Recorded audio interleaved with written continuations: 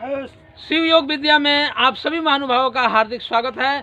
विशेष करके शिव योग विद्या जो आज के युवा पीढ़ी है उनके लिए बहुत ही मायने रखता है, और जो युवा पीढ़ी के जो माता पिता हैं उनके लिए भी उतना ही महत्वपूर्ण मायने रखता है, क्योंकि हम आज के समय में, आज के डेट में कुछ गलतियां हैं जो कर रहे हैं, उसी गलतियों को मिटाने के लिए हमारा ये एक छोटा सा प्रयास है, जिससे हमारे अभिभावक जो हैं वो भी अपने बच्चे की स्थिति को समझे और बच्चे जो है अभिभावक की स्थिति को समझे। हम देखिए, हम एरिया में जाते हैं, स्कूल में जाते हैं, क्लासेसों में जाते हैं, सर्वे करते हैं, तो वहाँ जो शिक्षक और बच्चों का जो तालमेल होना चाहिए, इसमें बहुत सारा गड़बड़ी हो रहा है।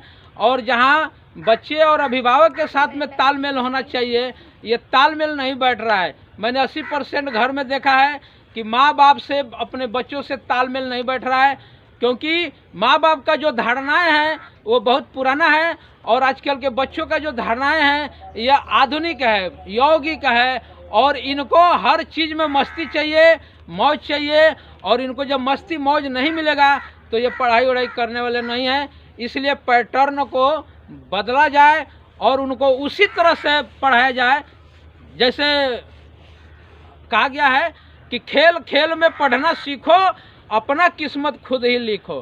क्या बोला गया है? खेल खेल में पढ़ना सीखो, अपना किस्मत खुद से लिखो। ये कैसा बात है? अच्छा है ना कि खेल खेल में अगर हम पढ़ना सीख लें, जिसको पढ़ने के लिए हम फीस देते हैं, स्कूल में जाते हैं, बोर हो जाते हैं। जैसे आयुष बोल रहा था कि हम स्कूल में जाते हैं तो हमको बोर हो जाते हैं। वो बच्चा है, उसको समझ नहीं है कि हम बोर क्यों हो जाते हैं, लेकिन आप लोग तो समझदार हो ना। हाँ, तो देखो, हम आज का जो टिप्स अभी जो बताने वाले हैं, है ना, इसी बात पे बताने वाले हैं कि हमको पढ़ाई करना है ना, तो हमारा ध्यान कैसा होना चाहिए, ठीक है ना। तो हम आपको बताएंगे, देखिए, माइंड के बारे में। क्या बताएंगे? माइंड।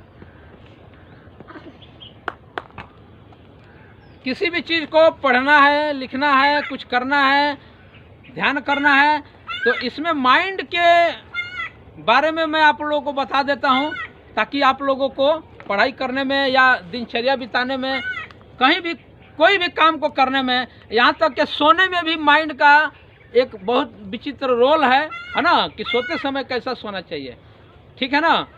तो माइंड का जो सबसे पहला जो फंक्शन होता है उसको कहते हैं भाव। क्या कहते हैं? भाव। जोर से बोलो। भाव। दूसरा कहते हैं विचार।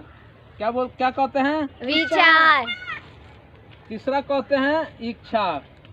क्या कहते हैं? इच्छा। और चौथा होता है समझ।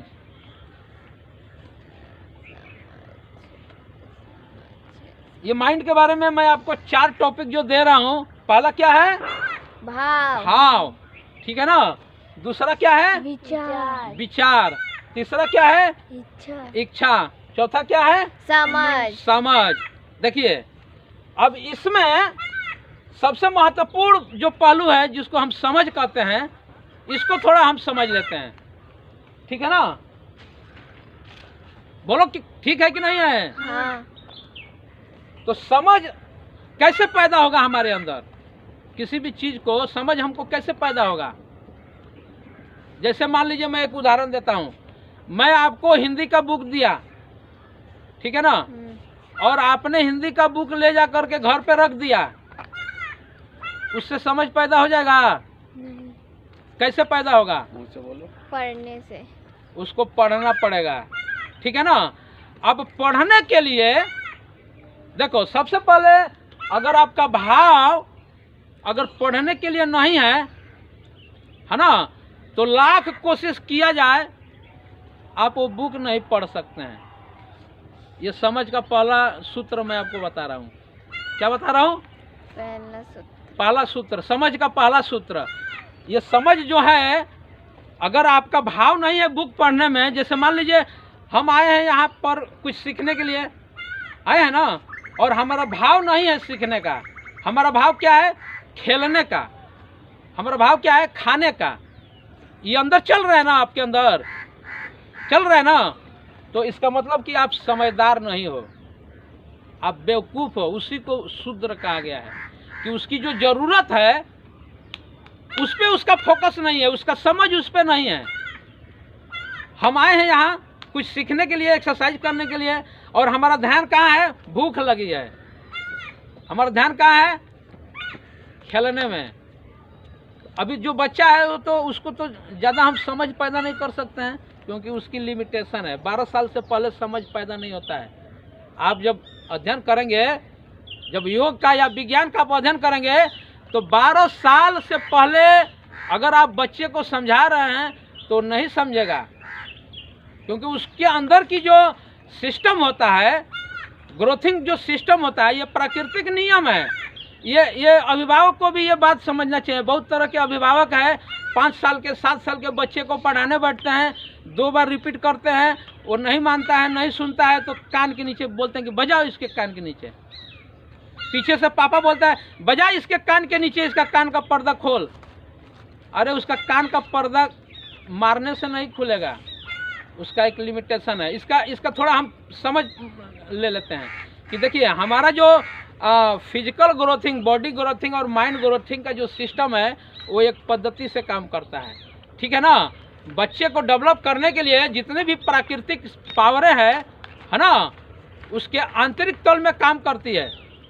और वो 12 साल तक का बच्चा जो है, वो खेलने में, कूदने में, खाने में, पीने में, मस्ती में, इंजॉय में उसका टाइम क्यों जाता है?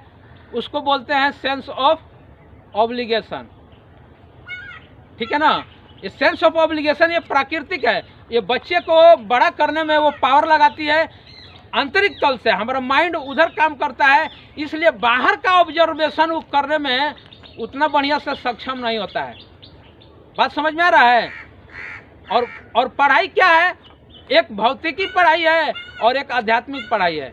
तो भौतिकी पढ़ाई जितने भी है वो सब बाहर से अंदर प्रवेश कराने के हैं, और आध्यात्मिक पढ़ाई क्या है कि अंदर के जितने भी पढ़ाई है वो बाहर निकाल दो। समझ में आ रहा है ना?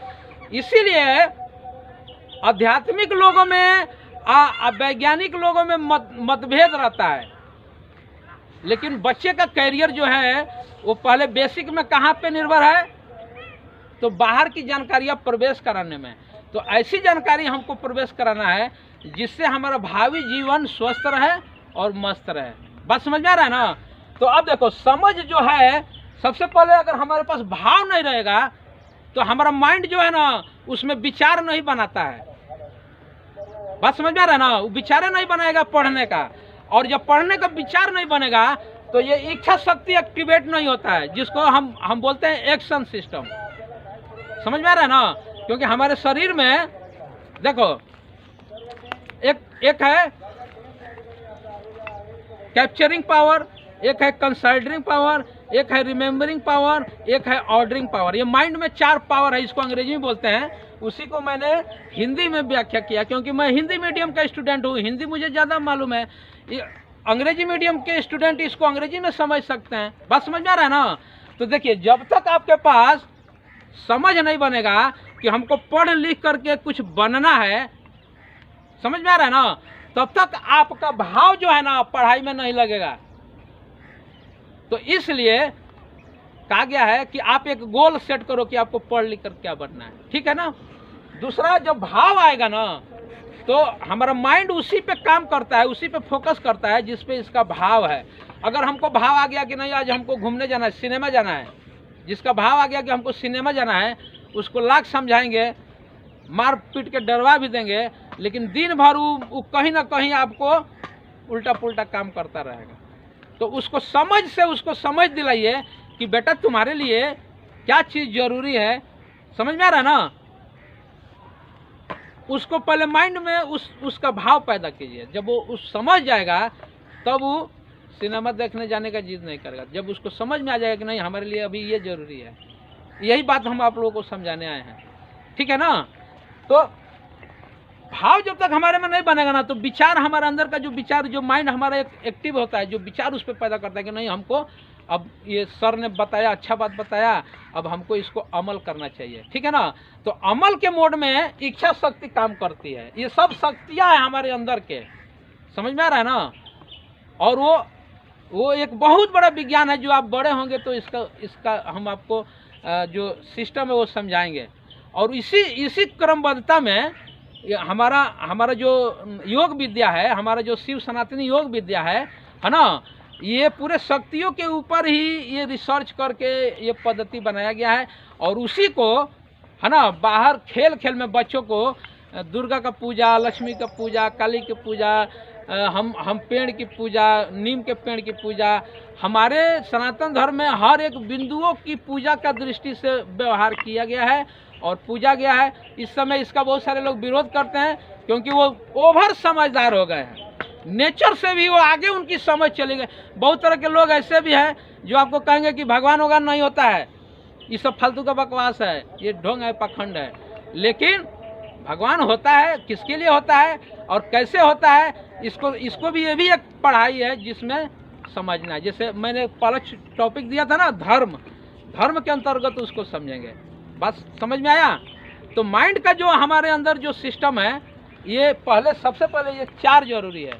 समझ में आ गया। अब देखिए माइंड कैसे वर्क करता है, मैं आपको बताता हूँ।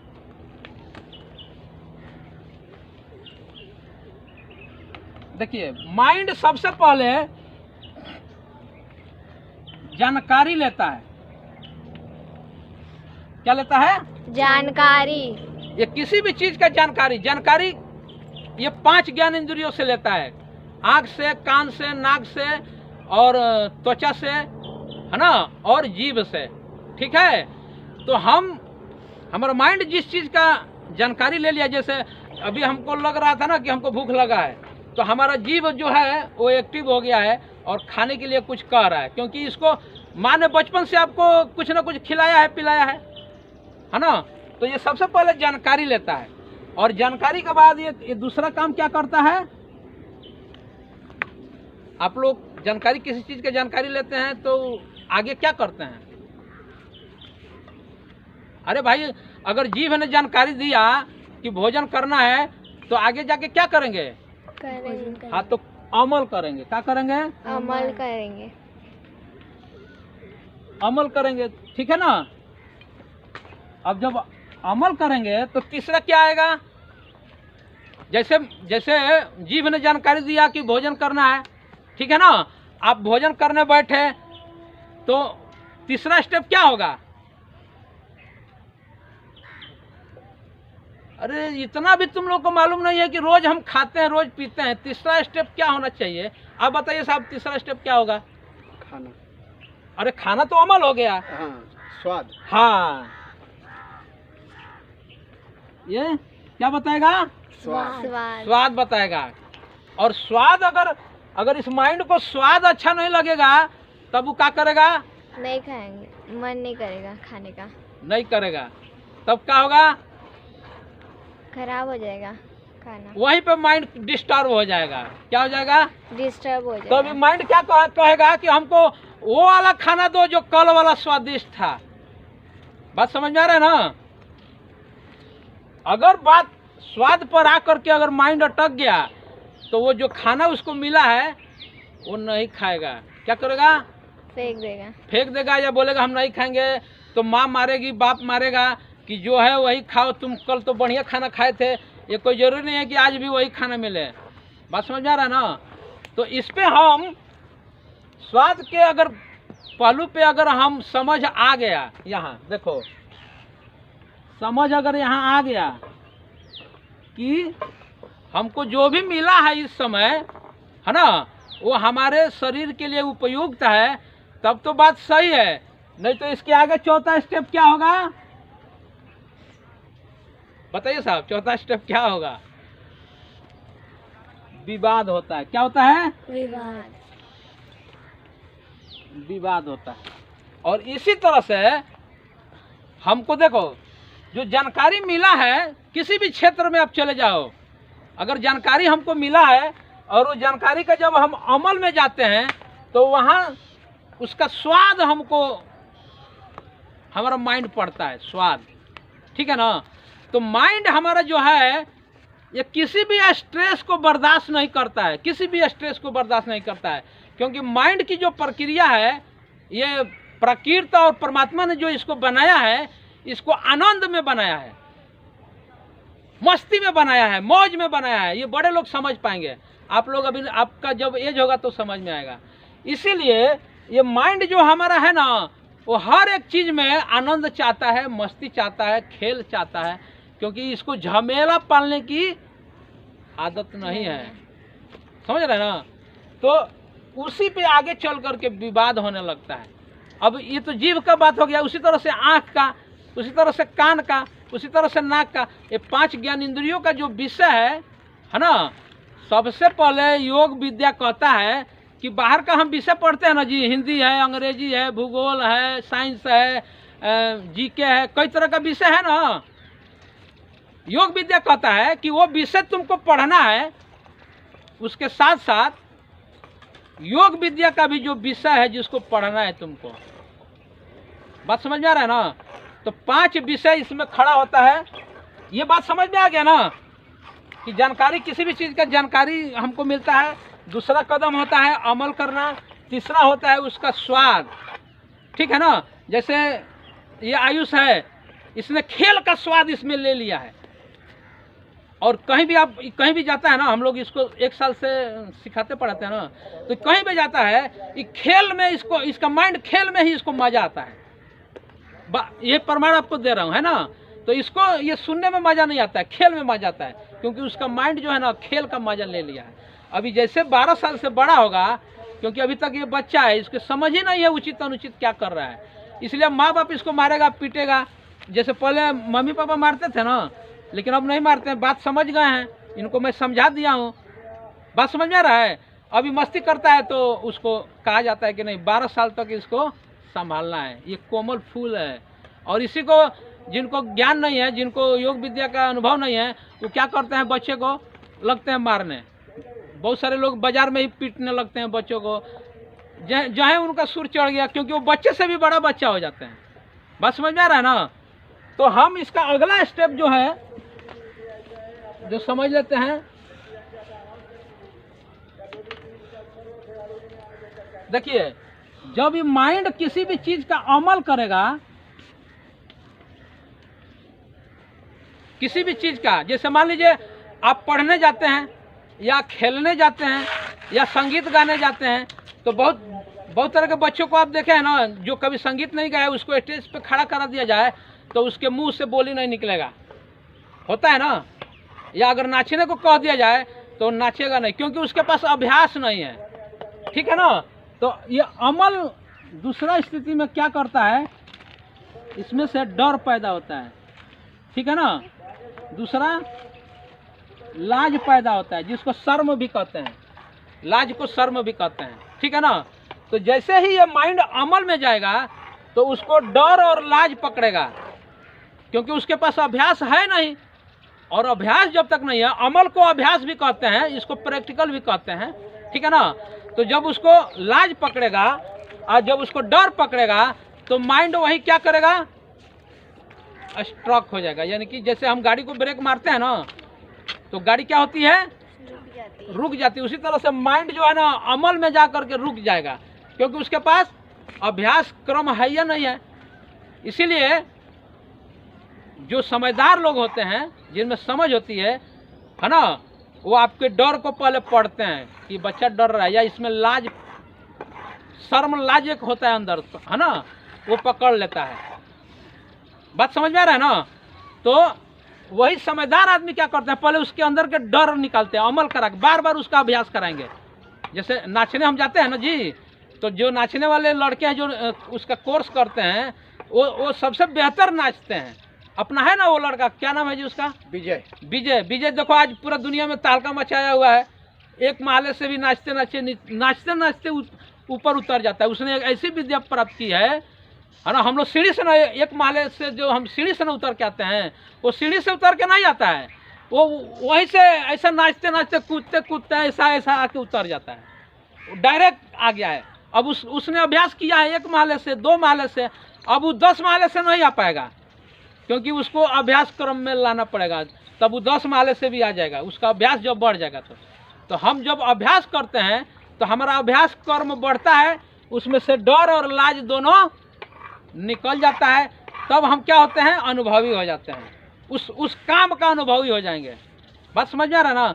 जैसे मेरे ही गुरुजी जब पढ़ा रहे थे, योग विद्या सिखा रहे थे, तो मेरे अंदर बहुत तरह का लाज आता था, डर आता था, लेकिन हम जब धीरे धीरे अभ्यास में गए तो अब न लाज आता है न डर आता है। समझ में आ रहा है ना। तो हमारे अंदर 2 वृत्तियाँ हैं, एक अच्छी वृत्तियाँ है और एक बुरी वृत्तियाँ है। ठीक है, चलिए, हर हर महादेव। हर हर महादेव। जोर से